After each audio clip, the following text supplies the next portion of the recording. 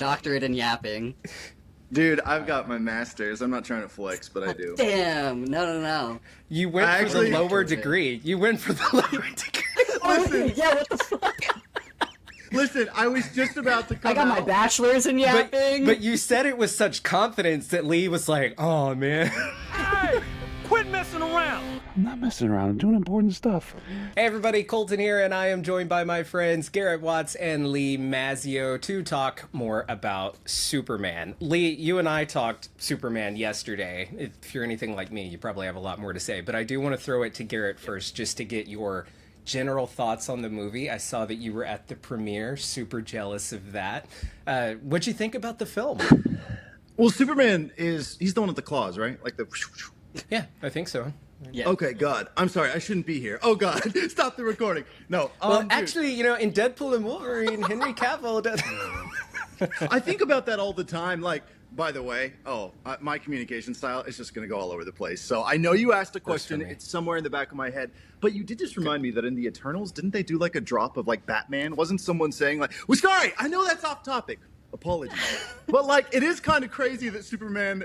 Right? How does he exist within the MCU? That's not what this is about, Garrett. Stay on track. I loved the Superman movie. I genuinely do. Like, I think it was so immensely good. Was that the question? Is that I just did? I generally enjoy it. Yeah. Well, my first question was about Wolverine, but go ahead. Yeah. I feel like I've been at risk of sounding like a crystal girl. I feel like I've been manifesting this movie since I was like 15 years old. I have always wanted to see a bright, joyful, happy, funny Superman on the screen. And I can't believe that I got this in spades in the James Gunn Superman. So I'm on cloud 9 about it. Probably going to see it like 3 times in theaters, and I'm geeked. Garrett, I liked Man of Steel. Lee hates it. I'm curious. Where do you fall on Man of Steel? I'm just curious. Beautiful. I saw a meme the other day that said like it was like people applauding, and then it said on the top it said me after every single film because I have the critical thinking skills of a 6-year-old, right? And then I commented something underneath it of like, I'm so grateful I don't have anything called critical thinking skills. Like, no. I do kind of mean that because what I like after I get out of a movie, believe me, I could go there right now and name some movies that I hate, like that I could just spew vitriol about. I really could. So I do have some critical thinking skills. But in terms of movies that are usually as ambitious as superhero movies, there's always something that I love. So when it comes to Zack Snyder, I think he's a great filmmaker. I do, and I won't ever rob that of him just because sometimes his tone is like not exactly what I'm after. But I think it was incredibly cool. I love the Kryptonian tech. The ships in it were beautiful. The ideas expressed. I love Michael Shannon's performance. After every single movie, it's not just one thing for me. There's so many things that were done right, and then sometimes there's a handful of things that were done wrong, and then sometimes there's a shit ton that was done wrong. But yeah, for me, I love Snyder's vision as well, but I still got out of it going, wow, interesting take, but that's not my Superman. Yeah, exactly. Yesterday, I said, and it was kind of like haunting me when I was trying to go to sleep last night. I said, when Lee and I were talking, I love Man of Steel, but this movie was way better, talking about this new Superman. And I still kind of feel that way. I'm not backtracking on it, but they're such different movies. Lee, we kind of talked about that yesterday when we were comparing this movie with the Batman. Man of Steel is just a completely different film, I think. So I almost think it's not fair to compare them. But Lee, before we move on to like theories and what's next and stuff like that, I did want to give you the opportunity. Is there anything else you'd like to glaze about this movie? I mean, there is so much I could endlessly glaze this movie for decades, but I genuinely I can't even, like, I walked out and I was like, honestly, let's go again. Like, I have wanted a Superman like this, like you said, Garrett, for so long, and I do kind of agree with you, Colton, on the Man of Steel, like, apples and oranges type thing. Like, even though they are both Superman, they are so distinctly different Superman, and maybe that's why I have a huge problem with Man of Steel, because it's not really Superman, but, like, you know, neither here nor there. That is my own take, but I just love that this was a movie I walked out of, and I wasn't just happy about this movie. I was happy for the universe. Like, it felt like a fresh start for DC, and I was just, like, excited to see what James Gunn was going to bring to the table next, regardless of, like, whatever characters he adds in. Like we were saying yesterday, I don't even care if it's, like, Wonder Woman or Batman or someone who's a staple. Like, freaking give me Martian Manhunter, give me Booster Gold, like, give me, like, I just want to see where he goes with it. Well, James Gunn, he's just so good at making, like, characters that you would never think would ever actually hit the big screen. He's good at making them these such rich characters that I'm with you. I almost don't care if Batman shows up in this universe anytime soon. I am fine with them just sticking with the current Justice Gang and Superman. Garrett, are there any characters that you would like to see, like, in the Superman sequel, or how are you feeling about a Super? Yeah, go ahead. Yeah. Yeah, just other characters. I mean, it's really hard. Lee, maybe you're having this problem too. I'm having the issue of just not, like, wanting to, as you put it so eloquently, glaze more. I mean, maybe that's not what this video is about, but I think in order to answer that question, I sound like a politician right now. I'm going to get there, Colton. But first, let's address this. We'll circle back. No, but let's just circle back to that, okay? I want to see more Superman. No, I genuinely, something that I do want to say about Superman is I love so unapologetically his sort of I was raised, like, in the South, very Mormon, you know what I mean? Like, and I love his sort of corniness, as people would call it.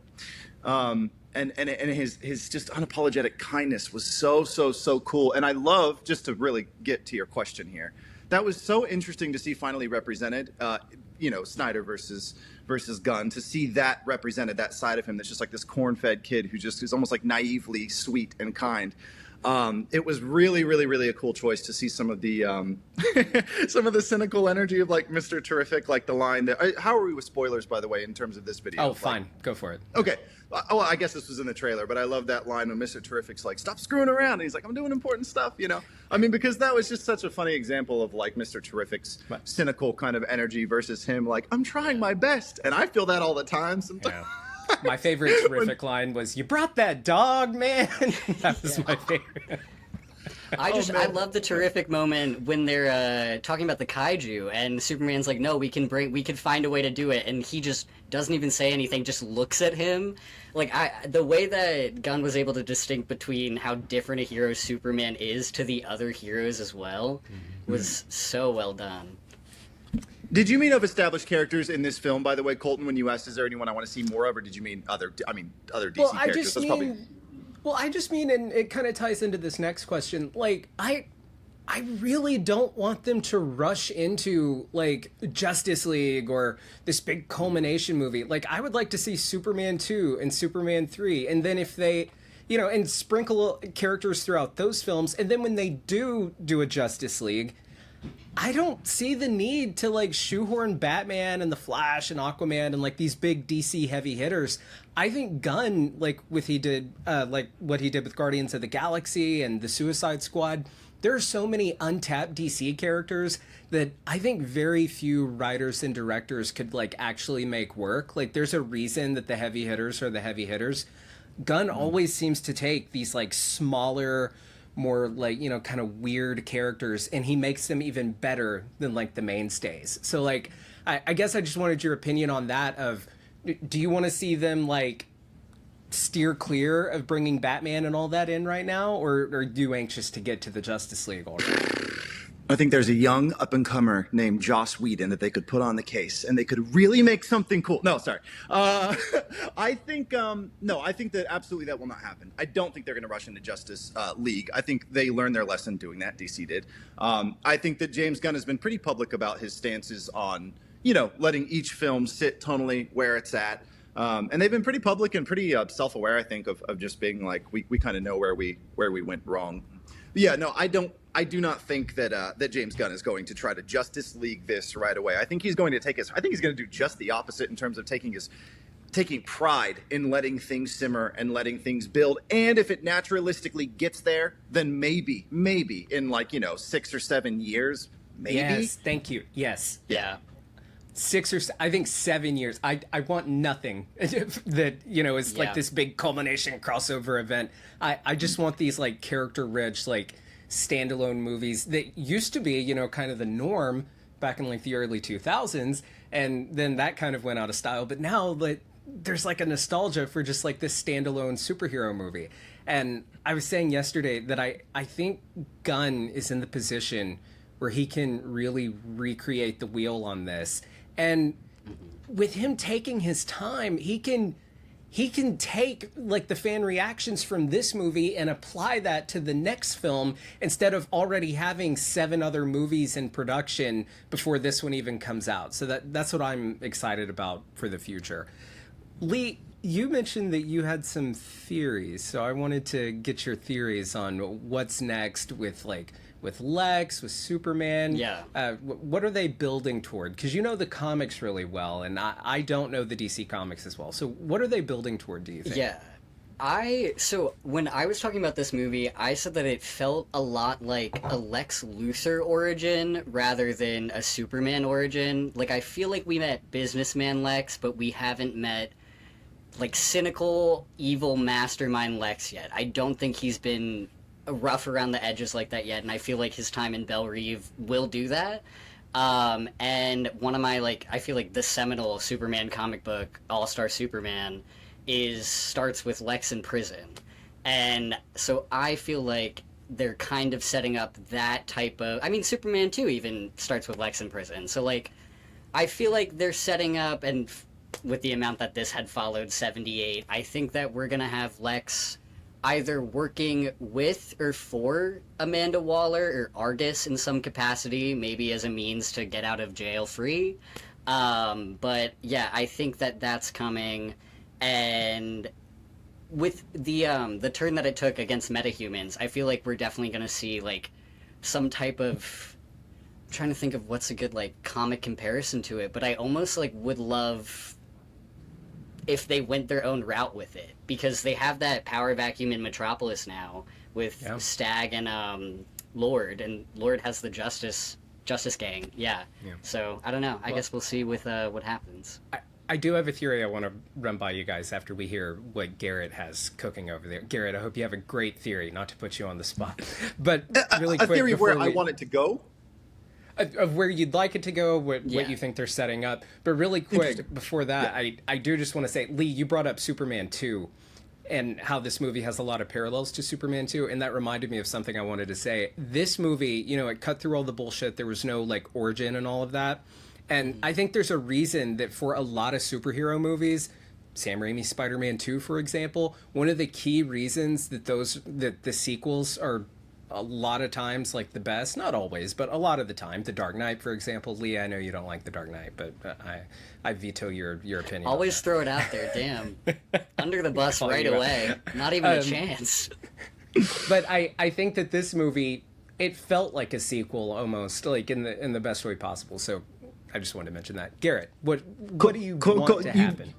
That's great, man. I do want to say you just touched on the strongest part of the strongest part, and this is kind of varying the conversation right now about Superman, but the absolute strength of this Superman movie is that it exists in a post, kind of oversaturated superhero genre, and I love how many things he just said. Yeah, it's like a sequel to a film that doesn't exist, and it's so great for that, and it's almost a little jarring when it first starts, but then you almost like, I think I audibly out loud was like, thank you. Like, thanks for just doing this and just letting me use my favorite movies in the world. Let me use my brain. It's why my favorite sci-fi movie is one called Under the Skin with Scarlett Johansson, which is like, dude, that. I just rewatched that the other day. I hadn't seen it in a few years. So good. Yeah. Okay. We'll make another video about that or something, because I could be all day about that. But if you've seen that, if the viewer has seen that, if they haven't, no problem. It's just a movie that just lets you use your brain and fill in the gaps, which is like the best thing about sci-fi for me. And of course, Superman wasn't doing it on that level, but it was just going like, hey, there's someone who could have been born like watching this video who was born when like Iron Man came out. You know what I mean? Which is amazing that they've just grown up like the entire time, watching these superhero films. So yeah, that was the coolest thing about it. Is it just when you know how these dynamics work, you know how this goes. Yes, there was a bit of boys in there, like the boys in there too, like government. It just took everything and kind of was just beautiful. Yeah. It's so meta. I was just going to say, like, it is so aware of itself and aware of when it's coming out. Gunn like trusts the audience. He doesn't treat us like we're idiots and don't understand what's going on. I wanted to ask you, Garrett, what did you think about the opening text? Like Lee referred to it as the Star Wars-esque like crawl to it. Opening crawl. I didn't care for it because I thought, I was like, because that was the first thing that happened, and I was like, oh God, did they feel like they need to hold our hand through the whole movie? And then that didn't happen, so I was glad, but I almost kind of wish that opening text wasn't even there. You know what? I think, I edit all my own stuff too, and it's so funny to, like, I edit videos that are 2.5 hours long sometimes, with 10 hours of footage on the timeline for one video on my main channel, which, for anyone who doesn't know, I do, like, long-form, kind of, like, haunted, comedic adventure stuff. But it is so interesting, the stuff, the kind of weird compromises that you have to make from time to time for the sake of, like, the viewer understanding, for a compromise in your head, something that supports another narrative. There's... And I know this sounds like a roundabout way to answer this, but I think the quickest way to say it is that I feel like there are sometimes, with something like that, all I see is the good. All I see is the fact that it got right to the chase. So if there was something that maybe for a studio person, maybe for something in James Gunn head that little thing had to fulfill, great, because it got right into it, so I just go, forgiven. So I didn't really care about it, and honestly, I can't even really remember what it said. I think you're spot on that it was a studio note. That I think that's exactly what I said yesterday when we were talking. I feel like a studio exec watched it and was like, "What's going on?" I think you need to put like a little intro here. And you know what? Sometimes, like, I know this through some. I won't go naming names of. Sometimes in my career, there's sometimes when someone will ask for a change in something, and you say, "Great note," and then you like don't even make the change, but they go, "Oh."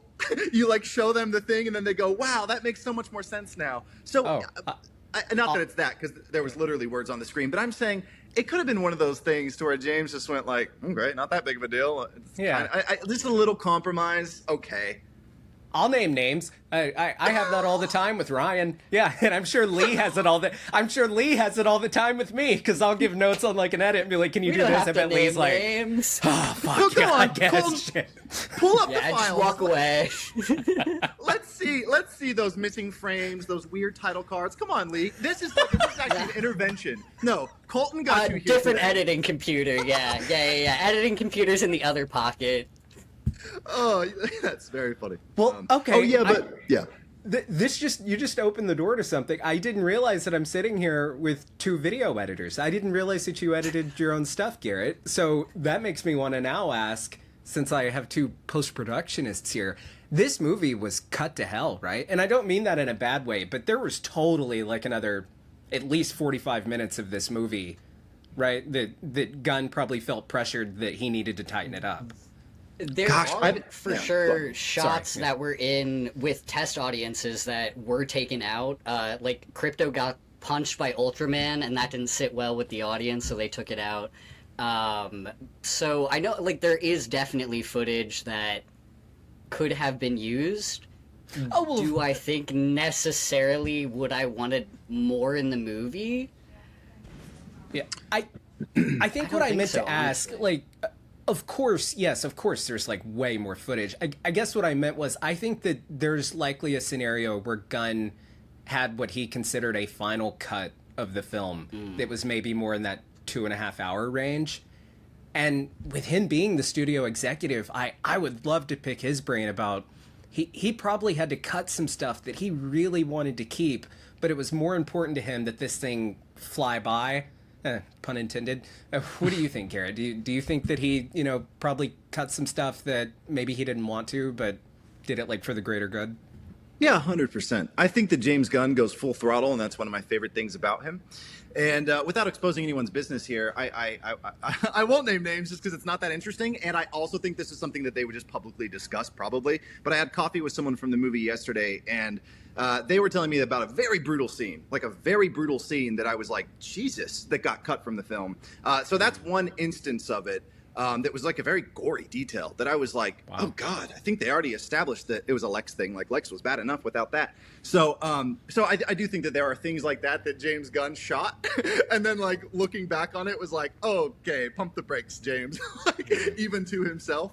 So because it had that confident tone without some of those things that would have kind of made you go, ooh, because sometimes brutality can take you out of it, or certain things can kind of almost like unsuspend your disbelief, if I use that phrase correctly. But yeah, I do think there was stuff that was cut probably, but nothing of consequence, just little things. You didn't want to see Superman snap anybody's neck? I've got my fix of that. I've got my fill, man. Yeah, I got my you got fill. your fix. Which, Okay. weirdly enough, again, like, I have so much love for the Snyder movie, too, that even that, I was like, you know, like, I had a friend complaining to me about Superman being like, I just can't get over, he was really upset with the movie. He generally liked it, but he was like, I just can't get over Superman's parents, you know, doing what they did and saying that thing that just doesn't make any sense to me, and it made me kind of dislike the whole movie. And in my head, I was like, okay, that's the glory of this film, is that it felt like a comic book movie, and comic books are always doing that to characters. They're always inverting them. I could go on a soapbox for like 8 minutes about why that was a stellar choice, and the dichotomy between, you know, the Kents versus the beautiful Kryptonian parents, the fact that there was like very conventionally attractive people cast in those roles, the fact that there were like very human people cast in those roles, like, oh, those should be the morally superior ones and those should be the bad ones, right? Like, there were so many smart things about that choice, but yeah, I don't even remember what the question was. Who cares? I don't either. I was trying to think of the next one. I was like, what have I already asked? No, but I could also like go on about how good I think Man of Steel is, but then Lee will get mad and he'll leave, so we'll just talk about Can the I new ask, did Have either to of you end the have an call. issue? Did either of you have an issue with the Jor-El thing, like the parents doing what they did and saying what they said? I'm still not 100% convinced that that is what they were saying. Yeah, there's that too. And I don't know if I'm just so, like, Jor-El Kryptonian pilled, that I'm just like, no, of course, what? They can't be evil. But, yeah, I was watching that, and even though everyone was like, no, it's, like, the fact that everyone made a note to be like, it was true, it can't be, like, there's no way they doctored it, I was like, I don't believe it. Like, I genuinely do not believe, and I think that's kind of the point, is that it doesn't matter. Like, yeah, they could have been, like, the Viltrumite Empire, or they could have been classic Kryptonians. At the end of the day, like, it's not about the parent. Like Pa said, like, it's not about the parents. It's about making your own choice. So I think, like, as much as I'm not a fan if they are retconned to be, like, if the Kryptonians are all evil, I'm not a huge fan of that, but I also like the moral of the story more than to be, like, up in arms about it, I guess. Yeah, that's a great way to put that, Lee. That makes so much sense to me, to be like, really, that's the nitpick, and all the glorious things that movie did right, we're going to be like, now, I don't know about the... Yeah, I get, but I know Jor-El's also... Make the dead aliens nice again. Like... Yeah. Yeah. Put it on a hat. I have to play devil's advocate a little bit. I think... Like, from a filmmaking perspective, I think that this movie was so tuned in to the idea of misinformation and social media and AI and all that. I think having the smartest, most tech-savvy guy in Mr. Terrific say, no, man, it's real. I think that was Gunn's way of saying, no, that really is what they were saying. Like, to take out any doubt that is what they were actually saying. So I do think that's the case. Listen, I got my little David figure right here. Okay, I do simp. I do so stand. jealous. He's so cool. I Cool have- for the part. I have mine as well, but it's behind glass. Lee, did I show you? Garrett, I'll send you a picture. No. Okay. Colton, behind glass. Listen, did you kidnap David? Is it him? I've got it. I have a pocket dimension under my house, and I've got him being held there. Yeah. You know what's so funny? When you mentioned the pocket dimension, and I was like, oh yeah, that was part of this movie. It's so crazy to me that was part of this movie, and it didn't feel like a huge swing, because it felt so natural. There are other movies who try to do something like that, and you go like, damn, that was a really big, weird swing. But the fact that it just felt part of the universe, to be like, there's a kaiju. Of course there's a pocket dimension. Like, And I took my granny to see this with me, and we sat right by each other for the movie. And I'm sitting there overthinking it, of course, thinking, oh, are they doing too much? But I'm kind of looking over at her through the movie, wondering if she's going to ask me any questions or if she's confused. She's 75 years old. And, you know, she doesn't see every, like, Marvel movie and know about the multiverse and all that. No confusion whatsoever. She got it. It wasn't... It just, like, flowed so naturally. So, I'm kind of surprised that they were able to make it work. That's huge. Pocket dimension, like, it never once took me out of the movie in terms of, like, visuals either. Like, if anything, I was like, how the hell did they do this? Like, especially when he's in the Adam River, I feel like sometimes, especially, like, the last movie I can think of with that much CG is like Quantumania, and I feel like I was watching that and I was like, damn, I know this is just a green screen, but I was watching that and I was like, damn, like he's gonna go in that black hole. Like I was so immersed in that moment. It was, that was incredible. It was really cool. I also had a friend, Colton, if you don't mind my inputting this. I know you kind of like lead these conversations. No, I'm just, please. Like, excited about this or that. But lead away. I had a friend. Thank you. I had a friend who said that it really irritated him that Superman didn't just fly out of that that river. And I hear takes like that sometimes about fantasy movies, and I'm going to sound a little staunch right now when I say this, and just be like, I'm sorry, that take is whack, because why are you upset about that? Because here's the reason, like, as I understand it, and again, I don't have this craziest Superman lore in the world, but as I understand it, Superman has like he's enveloped in like friction, like sort of this force field around him that he slowly like moves really quickly, and then it creates this traction forward, so he gets the momentum up and he can like do it really quickly or something. But if something's stopping that, it's like, oh, he doesn't get a chance to get that forceful flight going, because flight mechanisms are really cool. There's physics to these worlds that are kind of fun to think about. So when someone's like, why didn't you just fly out? It's like, what happened to the kid in you? Where's your imagination? Can't you just go like, well, maybe I don't know how his powers work. Like, there's certain things that we can't do. You know what I mean? Like, we need a running start to do certain things. And that was one of my favorite things about this movie. That's one of the most broadly discussed things, is that Superman was a little like tangibly broken sometimes. He was more human. And to answer your question, Colton, about what I think they'll do with the sequel, is I do think they're going to do something to level up Superman, something that he'll unlock maybe in himself. Like, he's still pretty young, so like an evolving ability. I know we were pretty deep into Superman here at 5 or 6 years into him as Superman. I don't really know the timeline of the movie, but I do think there's something that'll... I think he was 3 or so, I think he was 3 years in, if I'm not mistaken. Yeah, I think there will be something, because, they were talking about fractured bones and all that stuff in the movie, and I was like, I think they're going to do something in Superman's, and maybe in the sequel, that'll have it be like, oh, that's not a thing anymore. Like the Superman that can take a bullet to the eye, which arguably was a sick shot of that 2006 situation. It was. I loved that they tamed him down. He is still the most powerful being on the planet, but he's not like an anvil. And I think that... I love Henry Cavill's Superman, but I think that was one thing that was a little boring, especially in the other films, like especially even in the Snyder Cut. Lee and I were talking yesterday about when Steppenwolf throws his axe down and it just goes ding, and the cape doesn't even move. It's an epic shot, but it's like, oh, this guy is unbeatable, which makes the story uninteresting. I think by them taming down this Superman a little bit and actually having there be like characters that, if they put in enough effort, can defeat him, it makes for a far more interesting story. 100%. Going into like, and I won't keep you guys too much longer, but going into like the theories, and we were talking about the pocket dimension and all that, I am curious. We know that parts of the old DC EU are going to be in the new DCU. Now, I'm not trying to get too nerdy about it or like super meta or anything. They might just, Gunn might just say, hey, there's a few things from the DCU that I really like that I'd like to keep. No, it's not this big multiverse thing. And he just trusts the audience to understand.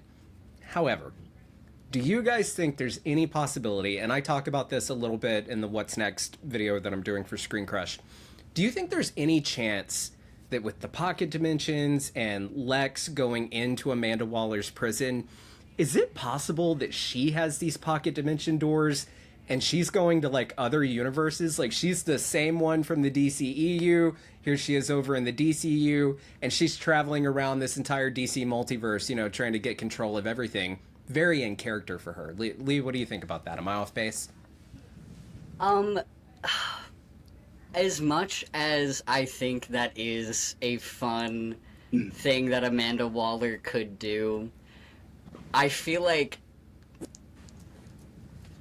and maybe this is just my bias, hopefully no multiversal escapades in the DCU at this moment.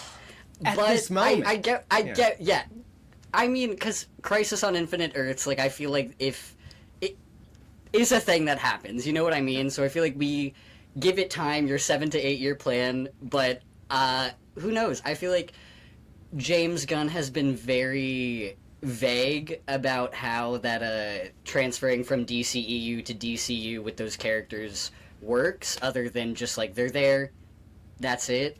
So it definitely could be some multiversal thing like that. But in my heart of hearts, But it doesn't have to be like this huge thing. Like, oh, I come from a universe that's called. It doesn't have to be that. Just have her like say in passing, "Do you know how many universes I?" And like we can just kind of know, like, yeah, we see what you're doing there. Garrett, what do you think? Am I crazy? I think it's sick. I love what your mind's doing, and I love that your heart's in it. Because I agree that it's like a really delicious, cool concept. Amanda Waller being like this interdimensional cherry-picking traveler who just goes like, well, it is very funny and meta to be like, I mean, because James Gunn is basically like the Loki sitting in the story throne right now, right? So it is really interesting, the idea of a meta thing of just like, oh, we're going to go ahead and take, Peacemaker, but we're going to leave Shazam. He's going to be in this thing. I don't know. I think you're kind of doing not to go into another... I'm multiverse jumping now. I'm Amanda Wallering by saying this, but like during WandaVision when she pulled Pietro and it was this Quicksilver from the Fox universe, I was like, I did kind of what you're doing right now, Colton, to where I went, oh my God, this is the sickest thing in the world. They just established X-Men within this universe because they just established that Wanda is so powerful and her love and her grief is so powerful that she just pulled Quicksilver from another dimension, And then it was like Ralph Bohner. And I was like, oh, shit. I thought this, so, and maybe it's Stockholm Syndrome. I've come to love it. But yeah, I think you're kind of doing that to where you're like, wouldn't this be cool? Because it would be cool because I do want to see Amanda Waller being like this boss. And did you know that Angela Bassett was going to play her at one point? Huh. Really? That'd be great. Which I think is so sick. That would have been like very good. Yeah. Not that the current casting isn't great, but still. I love that Gunn is not feeling the need to just do away. Like, okay, Margot Robbie's Harley Quinn. I think she's great. I love that he's not feeling the need to be like, oh, well, we can't use this character because they already played them. But also, I do fear the stench of the DCEU. I think something that Superman is doing is drawing a clear line of this is new, so I don't want them to go back to too much old. But I don't know. I think it'd be fun. What do you think they could maintain? What do you want from the DCEU in the new universe? Because I think that's a valid answer to be like, no, I really want this or that. But what do you want? I don't want necessarily like anything. Like if James Gunn came out and said we're starting completely fresh, I'd be like, you know what, God bless. Like I understand why you feel the need to do that. I am glad that I think probably just his stuff. Like the Suicide Squad characters, like King Shark, that rendition of the character, Harley Quinn was in that, Peacemaker, of course. I think all of them should be there. Aquaman, no, because he's going to be Lobo. Ezra Miller has their issues, so no. Yeah. Like I think some of that stuff is where it's no. But Henry Cavill as Kingdom Come Superman in like 10 years. I'm just saying, I think like as this dark, vengeful, retired Superman coming back in and like roughing up this new guy. I don't know. I think that'd be pretty cool. You know what's really funny is I've seen you yap about this stuff so much, Colton, that there are certain things that exist in my head that I don't know if the inception of them is you. That I'm like, wait, is that something from a video that I saw you say or one of your friends? But have you heard the theory that like, I don't think it was you. It was on a podcast or something that some guy was like, hear me out. Don't attack me when I say this, but the perfect casting for the DC, the new Batman, is Henry Cavill. And that's like one of those things people go, no, that doesn't make any sense. And it's like, think about it, though. Think about it, because you'd have all the Snyder guys being like, well, that's pretty sick. He looks perfect for that. Like, there's so many things that work. I'm not saying that I, like, desperately want that, but it would be really funny because he's doing that with Lobo as well, to be like, well, hang on. Like, there's some great stuff here. Let's just remix it. As long as it's not Gal Gadot. Yeah, I'm fine. Yeah. Top letterbox Damien, review. no. That's the top letterbox review. It's call me Gal Gadot the way this movie makes me not able to act or something like that. It's like this movie has me unable to act. So enough good. Champagne to feel the Nile. Yeah. Gal. I'd love Gal. Nothing will rob that first Wonder Woman movie from us, though. No matter where things went, I was thinking about that last night. How stellar it is. I mean, it's really, really, really good. And it's like I don't really know what happened, but good God, is it nice? Except for that third act. I love that movie until the third act, and they're like, "Oh, let's bring in the giant CGI Greek god." I'm like, oh, gosh, I don't really remember it that well. I just remember I only saw it once, but I remember really enjoying it. Yeah. Yeah, it's a great movie. I remember as well when, like, okay, Man of Steel came out, and I was like, hey, that was pretty good. Then Batman v Superman came out, and I was like, oh, Jesus Christ. Like, and then Suicide Squad, I was like, oh, Jesus Christ. And then Wonder Woman came out, and I was like, okay, we're back in. Okay. They constantly did that. Dude, they constantly did that. I love seeing the things in the world of superhero films that they try to kind of feed us, and then they just see what audiences do, like the Skrulls, for instance. They're like, okay, no, or like, hey, you guys want Hercules, or in Thor, you want like Greek gods? Okay, wait, who said that? All right, let's do it. Yeah. Yeah, it is really 100%. funny, but yeah, maybe that's where Greek gods exist in superhero films is not a thing. Well, this has been a super fun conversation. We're going to have to do this again. It's really fun. I want to thank both of you for joining me. Do you have any final thoughts you'd like to share about the movie, about the future of the DCU, Garrett? Nah. You know what? I think, no way, I've been yapping enough. I do trust James Gunn, and not because I love James Gunn so much. I do genuinely really like him a lot. I love him. He's great. I do trust him to hire the right directors to create, like he just said this very publicly, I'm going to make different films that fit the tone of each character. Because I think he does want to get in front of people being like, is every character going to start kicking ass to like a 1970s rock song? No. I think that he's going to be really good at that. And I think when James Gunn goes in on a movie, he's going to give you James Gunn fully, which is awesome. Like, I think he'll do Superman 2. I actually don't know what's confirmed that he's actually directing, which is a really interesting thing. Superman 2. Yeah. I'm sure he will. Like, I think he'll do a couple things that are really precious to him. But otherwise, I think he's going to be really good at just kind of overseeing everything, making sure the story structure's tight, and letting directors cook. And that's my biggest hope for him. And I have so many. Oh, dude, casting desires is like a whole other conversation that I could have. With that could be its own video, to be honest. But yeah. I'm telling you, Gal Gadot Batman. But yeah, Lee, go ahead. I guess my main hope is with all of their TV show and movie ideas is, as much as it's a connected universe, they are their own stories. I think that this movie does it perfectly, where I think I said this yesterday, it opened and closed the movie perfectly, but left the world open. Like, as much as it closed a bunch of stories for characters, there's still so much room to grow with them. And I think, like, with Lanterns coming out and the rumors about the Authority, I feel like as long as we have those stories in their own contained universes, as much as they are part of the DCU, it won't be whatever Marvel Television turned into. But that is my main hope for DC. Had to do your little swipe at Marvel there at the end, huh, Lee? Sorry. Yeah, look, hey, I mean, I have to keep it even footing. Look. Even footing! It's a DC video! Colton, it's a DC video! I see someone got their check. All right, anyway. Call me a Oh, shill. by the way, I'll take it. speaking of someone getting their check, I know we're saying our goodbyes right now, but I've said please, under yeah. like, you know, because I'm on Instagram, I have the little blue check mark. That just exists. I don't even know when it happened. It just does. But yeah, like I've said, you know, under some captions of whatever, I've just spoken about Superman, and I've just gotten the most like comments like, you effing this or that, you get paid, you're just a sheep to say anything the studios want you to say, just 'cause I'm like, and I'll respond like, I'm a human boy. Like, I'm a real person with feelings who's seeing your words, bro. Like, you know, I think they just assume that, I don't know, it's very weird. It's super. Don't get me started. It is super. Dude, in the same video, I have been called a hater and a shill. Yeah. And they watched the same video. I'm like, what the fuck? Anyway. Yeah. Duality of man. If I get invited to a premiere or something like that, because they usually say that, you know, Warner Brothers invited, just as like a FTC regulation, just to be like, hey, they did something, they invited me. Whenever I go to like a really bad movie premiere, I'll say, like, I'll, you know, show whatever or something, and then I'll say, thanks for having me. Yeah. Or like, that's it. It's just, You see, these people that make these accusations that just because you go to a screening or a premiere or something, that somehow means that you have no integrity. No, they're just telling on themselves that they would say whatever needed to be said so they could get to go do that thing. Interesting. Yeah, I think. I think. Yeah. I don't know. That's a whole other, that's, again, Yeah, we're seeing I could shit whole talk other, for a long whole time. other video. Thank But you yeah, both it so is much. interesting. If you guys are new Otherwise. here, be sure to subscribe. go check out Garrett's channel. It's way more awesome than this one. Lots of great stuff. Just spent the night at Haunted Mansion, so be sure to go watch that. In fact, I think that's how I'm going to spend my Friday night, is finishing that video. I was having fun with it. So be sure to go check that out.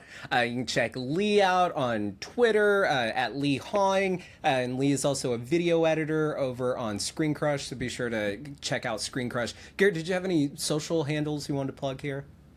Nah, whatever. I'm just happy to be here. I love talking about nerd stuff. It's all good. I don't got to plug nothing. All right. It was great having you both, and hopefully we'll do it again soon. Bye, everybody. Later, guys.